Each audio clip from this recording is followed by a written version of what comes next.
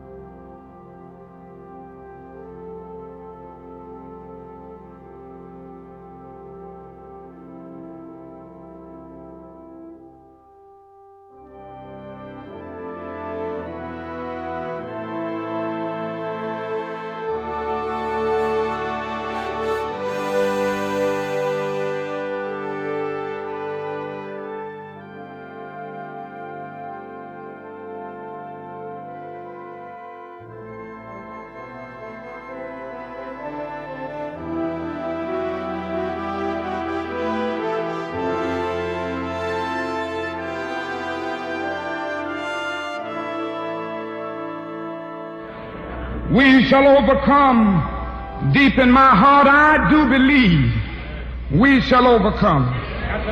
Though I join hands so often with students and others behind jail bars singing it, we shall overcome. Sometimes we've had tears in our eyes when we joined together to sing it, but we still decided to sing it. We shall overcome. No, before this victory is won, some will have to get thrown in jail some more, but we shall overcome. Don't worry about us. Before the victory is won, some of us will lose jobs, but we shall overcome. Before the victory is won, even some will have to face physical death.